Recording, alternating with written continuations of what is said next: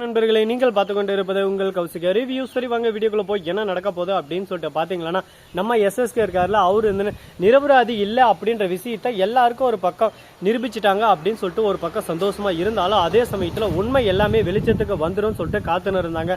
ஆனா அப்படி எந்த ஒரு உண்மையும் வெளிச்சத்துக்கு வரலைங்க. ஒரு பக்கம் இருளாகவும் மறுபக்கம் வெளிச்சமாகவும் இருக்கு. நம்ம எஸ்எஸ்கே பொறுத்த வரைக்கும் அவர் ரொம்ப நல்லவர் அப்படின்னு சொல்லிட்டு அந்த இடத்துல அவரை ப்ரொஜெக்ட் பண்றாரு. இதனால அங்க இருக்கிற நீதிபதி வந்து முற்கொண்டு எல்லாரும் நம்ம கௌதமும் இலக்கியாவும் திட்ட ஆரம்பிச்சுறாங்க. எந்த ஒரு ஸ்ட்ராங்கான எவிடன்ஸும் இல்லாம நீங்க எப்படி இந்த கேஸை போட்டீங்க, அது மட்டும் இல்லாமல் இதை எப்படி நீங்கள் மேல்முறையீடு பண்ண முடியும்? தேவையில்லாமல் கோர்ட்டோட நேரத்தை வீணடிச்சதுக்கும், அது மட்டும் இல்லாமல் பொய்யான கேஸ் போட்டதுக்கும் உங்களுக்கு 10 லட்சம் அபராதம் விதிக்கிறேன் அப்படின்னு சொல்லிட்டு ஒரு பக்கம் கோர்ட்லேருந்து உத்தரவு வந்துடுதுங்க. இப்போ என்ன பண்ணுறது ஏது பண்ணுறதுன்னு சொல்லிட்டு தெரியாமல் குழம்பி போயிட்டு குழப்பத்தில் இருக்காங்க. ஐயோ என்னடா இது, நாம் ஒன்று நினச்சா இப்போ ஒரு பிரச்சனை வருது, பிரச்சனைன்னு சொல்லிட்டு நாம் ஒரு பக்கம் விலகி போகலான்னு நினச்சா நமக்கே ஒரு பக்கம் பிரச்சனை வந்துக்கிட்டே இருக்குது. அந்த பிரச்சனை எப்படி நம்ம சமாளிக்க போகிறோம்னு சொல்லிட்டு தெரியலையே அப்படின்னு சொல்லிட்டு குழப்பத்தில் குழம்பி போயிட்டு இருக்காங்க. இதுக்கு மேலே பிரச்சனை வராதுன்னு சொல்லிட்டு நம்ம விட்டுறவும் முடியாது, இதுதான் பிரச்சனைன்னு சொல்லிட்டு நம்ம ஏற்றுக்கிட்டு போகவும் முடியாது. ஏன்னா அந்த அளவுக்கு ஒரு பக்கம் ரொம்பவே டெரரான ஆளாக தாங்க இருக்காங்க. யார் அப்படின்னு சொல்லிட்டு பார்த்தீங்கன்னா நம்ம எஸ்எஸ்கே. ஏன்னா எஸ்எஸ்கே பண்ணுற ஒவ்வொரு விஷயமும் செம கேவலமான விஷயம். இதை சொன்னால் எஸ்எஸ்கே ஏற்றுக்க மாட்டார். அவரை பொறுத்த வரைக்கும் அவர் பண்ணுறது கரெக்டுன்னு சொல்லிட்டு ஆணித்தனமாக நம்பிட்டு இருக்காரு. இந்த மாதிரி ஒரு சூழலில் நம்ம இலக்கியா மாதிரி ஒரு ஆள் வந்து நீங்கள் பண்ணுறது எல்லாமே தப்பு அப்படின்னு சொல்லிட்டு அடித்து சொல்கிற போது அவரால் ஏற்றுக்க முடியல. அதனால் கோபமும் ஒரு பக்கம் ஆவேசமும் அதிகரிக்குது. இதனால் தேவையில்லாத பிரச்சனைகள் ஒரு பக்கம் இன்வால்வ் ஆகிறாங்க. இந்த மாதிரி பிரச்சனை போயின்னு இருக்க சூழலில் இந்த பிரச்சனையெல்லாம் எப்படி தவிடுபடி பண்ண போகிறோம், என்னென்ன செய்ய போகிறோம் அப்படின்னு சொல்லிட்டு தெரியாமல் ஒரு பக்கம் குழப்பத்தில் போயின்னு இருக்காங்க. பார்ப்போம் என்னென்ன நடக்க போகுதுன்னு சொல்லிட்டு. முடிஞ்சதெல்லாம் முடிஞ்சிருச்சு. இதுக்கப்புறம் என்ன பண்ண போகிறோம் ஏது பண்ண போகிறோம் அப்படின்னு சொல்லிட்டு பார்த்தீங்கன்னா, கரெக்டாக நம்ம கௌதம் இருக்கார்ல, அவர் வந்து சரி ஓகே இவரை பற்றி பேசி இனிமேல் அந்த டைமை நம்ம வீணடிக்க வேணாம், நம்ம போய் ஆஃபீஸில் நம்மளோட அடுத்தபடியான வேலையை நம்ம கண்டினியூ பண்ணுவோம். எஸ்எஸ்கேவுக்குன்னு ஒரு நேரம் வரும், அந்த நேரத்தில் அவர் அடிக்க வேண்டிய தருணத்தில் கரெக்டாக அடித்து அவரை ஓடலாம் அப்படின்னு சொல்லிட்டு பிளான் பண்ணுறாங்க. ஆனால் இது நடக்குமா, இதுக்கு வாய்ப்பு இருக்கா அப்படின்னு சொல்லிட்டு பார்த்தீங்கன்னா, நடப்பதெல்லாம் நன்மைக்கு அப்படின்ற மாதிரி தாங்க. என்ன நேரத்தில் எது நடக்கும்னு சொல்லிட்டு நம்மளால சொல்ல முடியாது. எல்லாமே நடக்கும் அப்படின்னு சொல்லிட்டு நம்பிக்கையோட நாம எடுத்து வைக்கிற ஒவ்வொரு பாதையடியும் கண்டிப்பாக நடக்கும் அப்படின்னு சொல்லிட்டு சொல்லலாம். ஆனால் கண்டிப்பாக இது நடந்துடும் சொல்லிட்டு நாம 100% இதுக்கு வந்து நம்ம அத்தாரிட்டி கொடுக்க முடியாது. சரி முடிஞ்சதெல்லாம் முடிஞ்சிருச்சு. இதுக்கப்புறம் என்ன பண்ண போகிறோம் அப்படின்னு சொல்லிட்டு பார்த்தீங்கன்னா, கரெக்டாக நம்ம தாட்சாயணி இருக்காங்களே, அவங்க இருந்துன்னு ஒரு பக்கம் நம்ம அஞ்சலி கிட்ட பேசினிருக்கோம். அஞ்சலி இன்னும் 2 நாள் தான், 2 நாளில் சொத்து எல்லாமே உங்கள் பேர் ரிஜிஸ்டர், அதாவது எல்லாரோட ஆதரவோடையும் உங்கள் பேரில் ரிஜிஸ்டர் ஆயிரும். அதுக்கப்புறம் இந்த கௌதமாகட்டும், யாராகட்டும், இவராகட்டும், அவராகட்டும், நொன்னையாகட்டும், லொட்டாகட்டும், யார் வந்தாலும் உங்கள் மேலே இருக்கிற சொத்தை வந்து அவங்களால வாங்க முடியாது அப்படின்னு சொல்லிட்டு சொல்லியிருக்காங்க. இது எல்லாமே கேட்கறதுக்கு நல்லா இருக்குது. ஆனால் இது பல நாள் கனவு, எங்களோட கனவாகவே போயிடும்னு சொல்லிட்டு நாங்கள் நம்பிட்டு இருந்தோம்.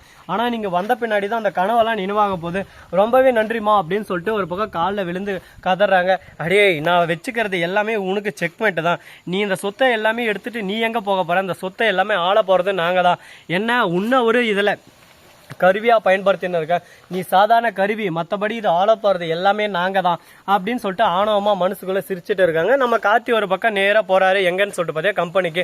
நம்ம கம்பெனிக்கு போகிற சமயத்தில் திடீர்னு அந்த இடத்துக்கு குறுக்க அந்த கௌசிக்கு வந்தா அப்படின்ற மாதிரி நம்ம கௌதம் வர உடனே, கௌதம் நீ எங்கன்னாப்பா பண்ணுற, இது என்னோட கம்பெனி, அனாத நாய, நீ எங்கடா வந்து எந்த சொத்தை ஆட்டே போகிறது, கிளம்படா வெளியே அப்படின்னு சொல்லிட்டு சொல்ல, யார் சொத்தை யாரடா இது பண்ணுறது அப்படி இப்படின்னு சொல்லிட்டு பேச்சுவார்த்தை வந்து இதெல்லாம் என் பேர் தாங்கிறேன்னு சொல்லிட்டு பட்டாவை காட்ட உடனே குட்டையை கொலைப்பட்டாரு நம்ம கார்த்தி ஆர்வ கொள்ளறால இன்னும் 3 நாளுக்கு இது ரிஜிஸ்ட்ரேஷன் கன்ஃபார்ம் ஆகிறதுக்கு அதுக்குள்ளே இது பண்ணிட்டாரு. இது போய் நான் இந்த கேஸ் எந்த ஒரு சைனை நான் போட்டு தரல, இதை போட்டு தந்ததுக்கான எந்த ஒரு ஆதாரமும் என்கிட்ட இல்லை, இவங்க போலியா என்கிட்ட இருந்து திருட பார்க்குறாங்க அப்படி இப்படின்னு சொல்லிட்டு ஒரு கேஸை போட்டு இதை வந்து இழுத்தடிக்கிறாங்க.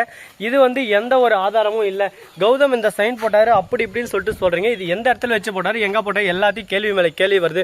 உடனே அவங்க சொல்றாங்க இந்த ஆஃபீஸ்லாம் சொல்லிட்டு, அந்த ஆஃபீஸில் எதுக்காக கௌதம் போனான்னு சொல்லிட்டு விசாரிக்கும் போது தான் தெரிய வருது டெண்டர் காரணமாக தான் சொல்லிட்டு.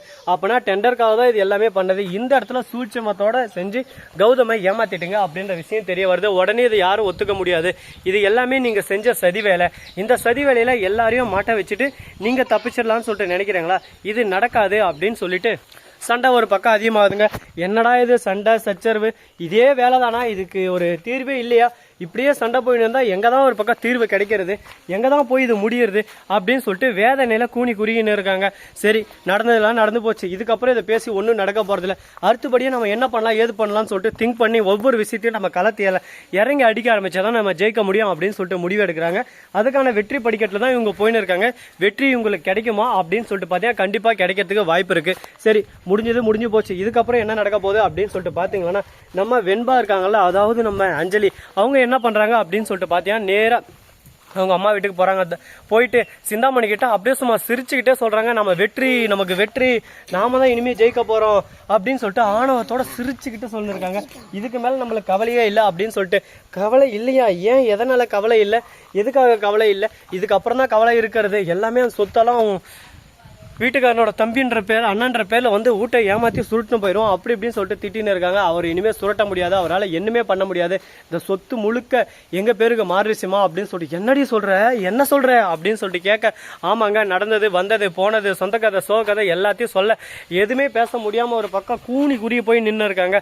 ஐயோ, இப்ப எல்லாமே அவங்க பேருக்கு மாறிடுச்சா, அப்பாடா, இனிமே தான்டா நம்மளுக்கு சந்தோஷம், இனிமே நம்ம வாழ்க்கையில கஷ்டமே இல்லாம இஷ்டப்பட்ட மாதிரி சந்தோஷமா இருக்கலாம் அப்படின்னு சொல்லிட்டு நினைச்சுன்னு இருக்காங்க. ஆனா இதெல்லாம் நடக்குமா, இதுக்கெல்லாம் வாய்ப்பு இருக்கா அப்படின்னு சொல்லிட்டு பாத்தீங்கன்னா கண்டிப்பா வாய்ப்பு இருக்கு.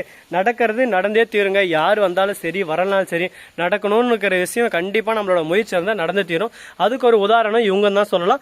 இந்த வீடியோ உங்களுக்கு பிடிச்சிருந்தா லைக் பண்ணுங்க, கமெண்ட் பண்ணுங்க, ஷேர் பண்ணுங்க, டிண்டிங் பல தட்டி விட்டு போங்க. அப்பதான் நான் போற அடுத்த வீடியோ உங்களுக்கு உடனுக்குடன் நோட்டிபிகேஷன் வந்து கொண்டே இருக்கும். மிக்க நன்றி, தேங்க்ஸ் ஃபார் வாட்சிங், டாடா, see you, நன்றி, வணக்கம், வந்தனம், வருக தருக. அப்போ வாழ்ந்த பக்கம் இந்த கோல் எடுக்கிறார், கோல் எடுக்கிட்ட சேட்டை.